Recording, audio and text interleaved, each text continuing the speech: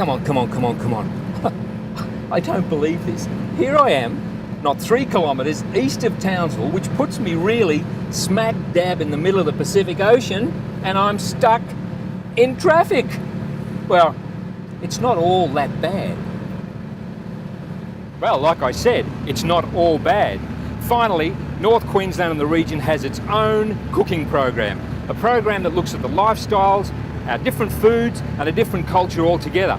We're really thrilled today to be able to bring you that program from a wonderful location in North Queensland featuring the beautiful Magnetic Island. During this program, we're going to meet some very, very interesting characters. We're also going to prepare some wonderful seafood dishes that you're really going to love, and they are so easy to prepare and do. Crumbs on Cooking is all about having fun with food. I'm not a chef. I'm also not a recognised cook, but what I am is very, very adventurous and have a love for food. And I hope that that'll flow over into your ideas and aspirations of food. So stay with us for the program. You're really going to enjoy it. Magnetic Island is 8 kilometres off the coast of Townsville. For those who don't know, Townsville is way up the east coast of Australia, in the tropical north. Now that puts Magnetic Island smack dab in the middle of the Great Barrier Reef Marine Park.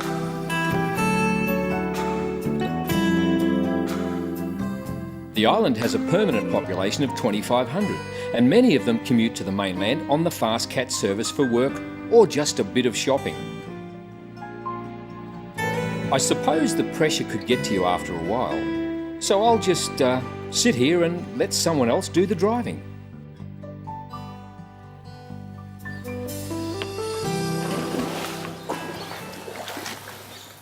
The ship in the distance is one of literally hundreds that come in and out of this port into Townsville every year with the export of sugar and coal. And it's really incredible to cast your imagination back to, say, the 1800s, when this area here was the official Hales Wharf, and that used to have the ships coming over from Townsville. It used to take about an hour and 20 minutes to come over there, which was probably a lovely romantic type trip on an old launch. This here used to have all the hustle and bustle of lorries and things like that going up and down here to take all their produce to and from the island. It's incredible how things have changed. Now you go on a cat, it takes 15 minutes to come across to the island, but then that's time and change. Talking about time, although time on the island is pretty slow, the sun still sets on time, and I've got to catch up with my old mate Paul.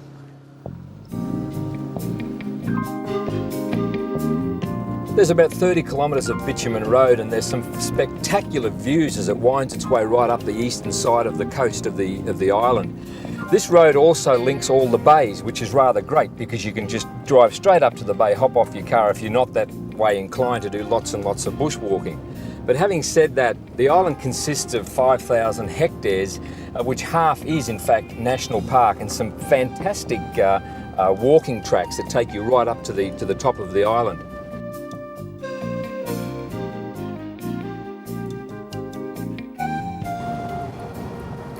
Wow, that looks fantastic.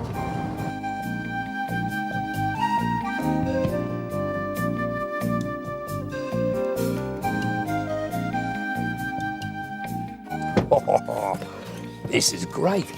Tropical palms. Go and find Paul, he'll be hiding somewhere. Hey, you there, Paul?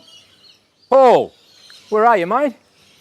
Oh, g'day, mate. How are you? Gary, Rob, how are you? Look, I'm looking for Paul.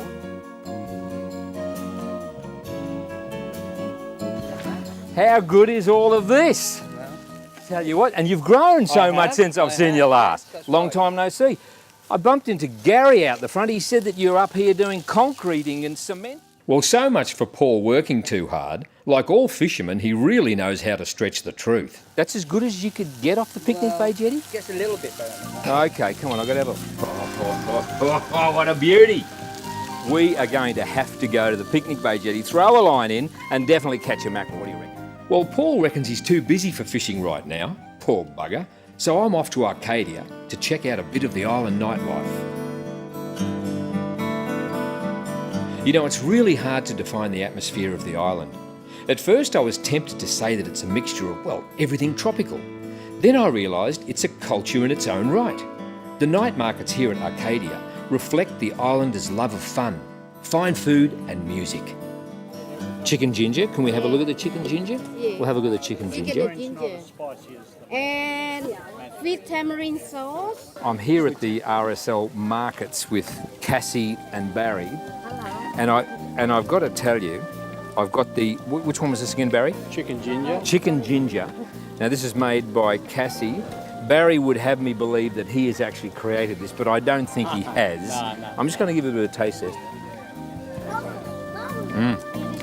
That's beautiful. Now I can see why so many people come to this market, because this food is absolutely... Chili sauce there. You want a little bit of hot? It's like a 5-star restaurant meal. This is terrific, Cassie. You've done well. You like it? I love it. Wow. Give me the recipe for these. Recipe? No, if I give you, I have to kill you. You have to kill me. Yeah, I tell you I have to kill you later. No, I can't tell you. What can I say? All you've got to do, folks, is come down to the RSL markets here at Arcadia on a Friday and also on a Saturday morning for the best stuff that there is. But Cassie, tell me. Now, despite the death threats, folks, and I have to admit, the dish is worth dying for. Arcadia markets are a definite must-see. I'll be coming back to the day markets tomorrow morning for some fresh produce, for my own secret recipe. Well, at least it's a secret for now. Oh, well, that was a very interesting little cave. And what else is incredibly interesting about this place is these huge, massive volcanic boulders. They actually form just about every headland on the island, and also form up these shores here where all these trees grow. These trees up here are actually weathered hoop pines, or gundawana is the Aboriginal term, and they grow up in and amongst these rocks. It's really quite astounding. Alma Bay Beach is a favourite for families to swim pretty much all year round, and that's due to the mild tropical winters.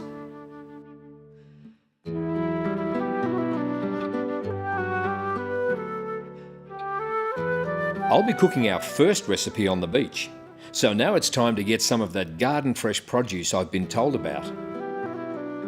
Well, Arcadia markets are a bit of a chameleon. I mean, that's right. Look, last night I could have been in an exotic jungle village. But today, it's all business. Business island style, that is. Rather unusual pawpaw, because this is the New Guinea pawpaw, the New Guinea red they call it. Right. It's a little bit different to the normal pawpaw. Yeah. Often called the New Guinea gold sometimes as well. Now, Vern might think his New Guinea golds are unusual, but I'll tell you what. All pawpaws, or papayas as they're called, are unusual. Do you know that right now there is serious medical research being done on the use of the papaya plant as a cancer cure? You know, you've got to love the fresh fruit and veggies.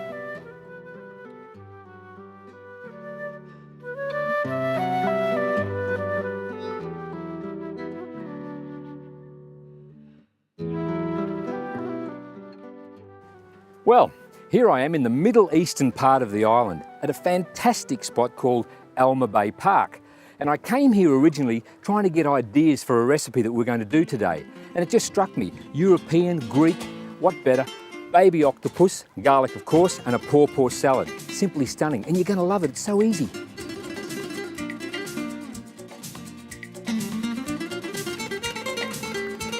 Ah, come here.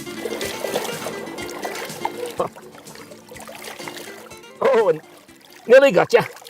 One of the other things that inspired me about coming to Alma Bay Park was the fact that you get these little beauties. Look at this, baby octopus, as fresh as can be, straight off the rocks. You know, the traditional method of tenderising octopus was to slap it about like that on the rocks, but if people saw me doing that to these little creatures, they'd probably lock me up and throw away the key. Truth of the matter is, these little fellas came from Ingham Road Seafoods in Townsville. They're going to work a treat. Can't wait to get into this recipe. And now for our baby garlic octopus and pawpaw salad. Firstly, take your octopus, lay it out on the board, cut it into halves or quarters or however you want to present that meal. It's entirely up to yourself. Take the octopus, drop it into boiling water. We use salt water because we're working down here at beautiful Alma Bay. Now blanch that for around about a minute, not too much longer, otherwise you may tend to make the octopus a little bit tough. Okay, having done that, remove that from the heat, set the octopus aside, to cool down, just so that it comes to around about room temperature. And now for our pawpaw salad. A nice, firm pawpaw. We used a New Guinea one from good old Vern at the markets here at Arcadia. Take the pawpaw, cut it into nice thin slices. Trim the green off it so you just got the nice flesh in there. Now also you'll need 2 green onions or white onions. White onions are preferable because they bring out the flavour. Take your onions and cut those into nice thin slices. 2 onions is fine, that's all you'll need. Next you've got some snow peas. Top and tail the snow peas. We've got Lebanese cucumber. Cut the Lebanese cucumber long ways, take the seeds out, top and tail those, and just rough cut those. They'll be assembled later in the dish.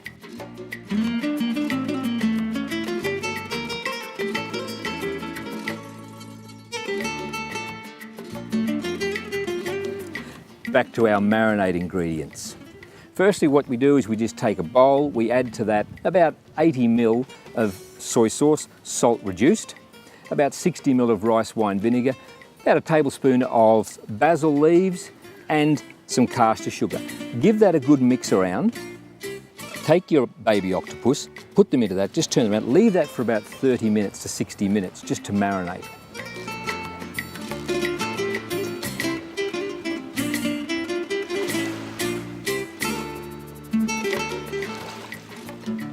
Next we take our wok, put it on the burner, get it nice and hot, really, really hot, because that's what makes all the difference when we're cooking this octopus.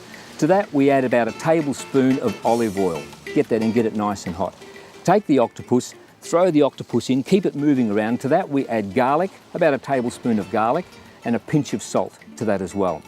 Now, to that we add about a half a dozen olives. Stir it around, keep it moving the whole time.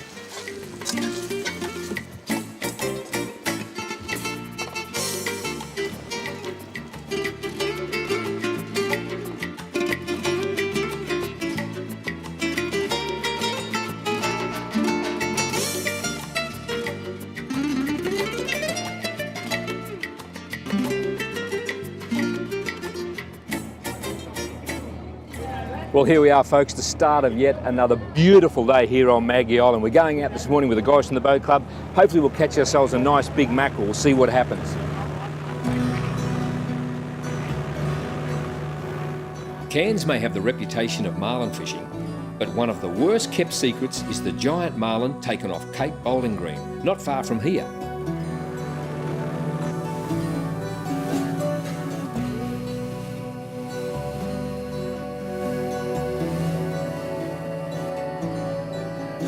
Now, I didn't want to be a wowser, but I couldn't help pointing out that 6 a.m. is a bit early for a beer. Well, it turns out John has a medical condition and has to kickstart his heart with a beer each morning. Well, at least that's what he says. And would a fisherman lie? The boys from the fishing club have fitted the boat out with all the latest high-tech gear. Now, that's to help them navigate and keep the beer cold. The laying of the trolling lines takes a fair bit of skill. It has a wire trace about the length of this boat, and all it needs is a kink in it and it'll snap under the strain of a big fish.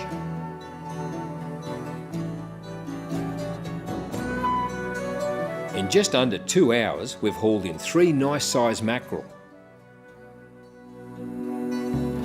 Now, Rex Hunt would probably give this a kiss and throw it back. Well, I'm not about to give it a kiss, and I'm not going to throw it back either.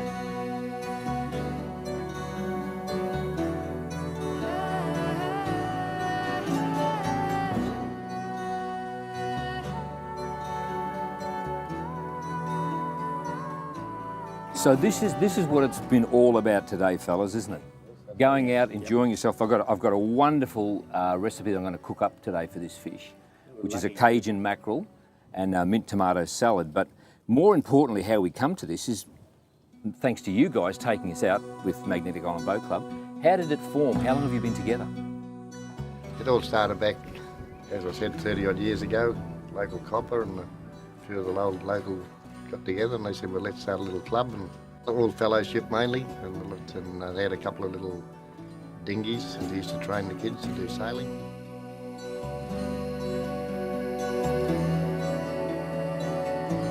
You know what I love about being on the island, Bob? Alan and John, is you don't have to worry about money. Money's nothing. This is the barter system and the way it should be. There you go, fellas, thank you. Terrific. John, Al. The island really is a place of contrasts. The boys on the boat told me about a bloke in Horseshoe Bay, now that's at the northern end of the island, who is a genuine, certified, get this, beachcomber. If you have to comb beaches for a living, I can't imagine a better spot.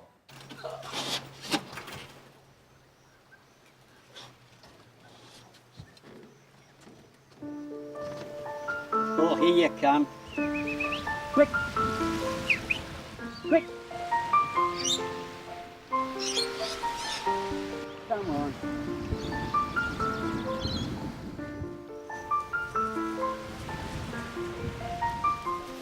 I'm 70 and keeping fit. I was always fit. I never sat in the pub drinking beer too much, or I was out spearfishing all the time or running around.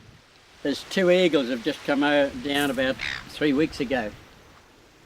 They're new to the island, but the 2 wedge-tails here gave me a granddaughter this year, and she was down the other day, come right over the top, and I usually get the old meat from the butcher shop, and they take about 1 kilo of meat at a time. Oh, it's just fabulous, and people come down here and get their photographs here, and then look, come here. I swam over here 56 years ago on my 14th birthday. Oh, just fabulous. And I came up here, the sand was white, there was 9-pound mud crabs in there. And out here, there's a little reef out here near the kayak.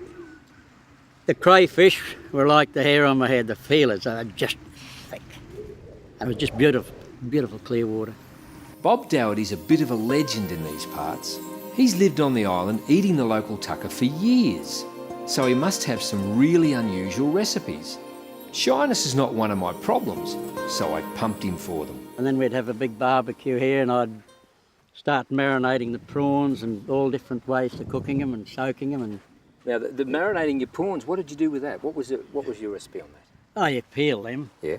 And I just make up recipes with ginger or cook them in lemon and stuff like that. Just as you go, whatever you've got. Yeah, whatever I got, and I do the same with the scallops. Marinate them with lemon.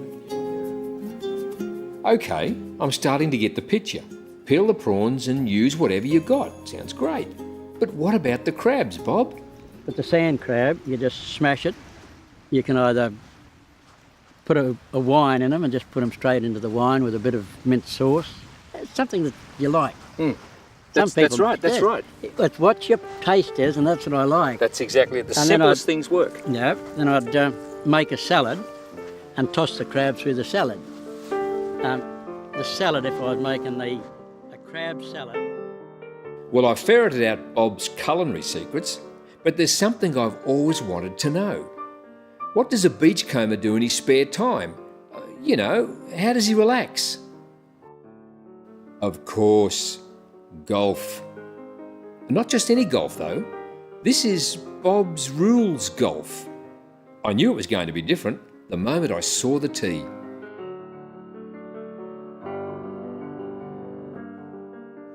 Yeah, this cuts the hole. That's a aluminium stubby holder. And this is off my spare gun. And I'll just run down here and put this in. Then we can putt over them when we get there.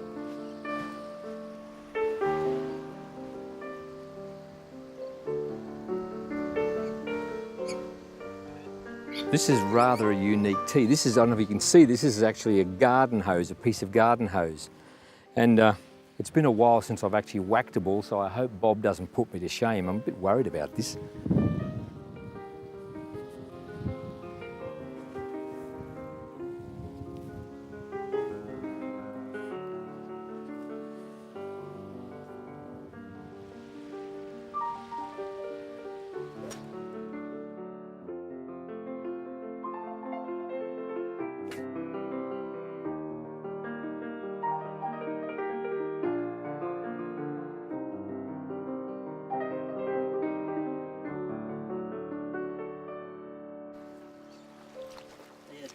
if you can't hit your ball, you know the rules. But hang on now, that's the water. You're in the water. Well, You can't do that. There's the thing we got to hit to over there. Yeah. It's, What's this? what's happened now?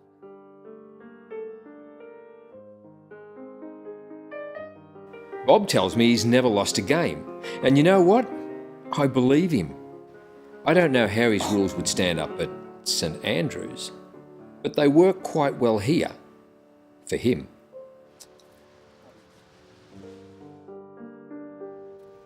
Yeah. I know you putt mine, I see. Oh. Bob, well done. This is the sort of course I could get used to. I think it'd be just absolutely wonderful. It just take us about a bottle of wine or a six-pack to go around. To go around. And nothing to mow. No, nothing to mow. And I think the rules are absolutely fantastic. You just make them up as he goes along. Oh, I think yeah, that's about this it. is it.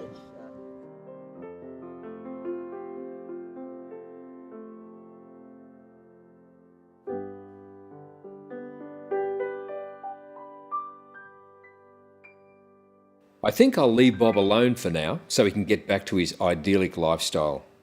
I'm off to Picnic Bay at the southern end of the island to keep Paul to his promise of some jetty fishing. Did you know, Paul, that this jetty used to be the main thoroughfare with tourists and produce into this jetty? Yeah, I know. Well, it wasn't until about, I think it was a year ago now the ferries go into that new harbour at Nellie Bay. Yeah, I know. They reckon that this jetty had a bit of its future was a little bit in doubt, you know, but I reckon it's a great spot for the locals to fish off. Yeah, I know.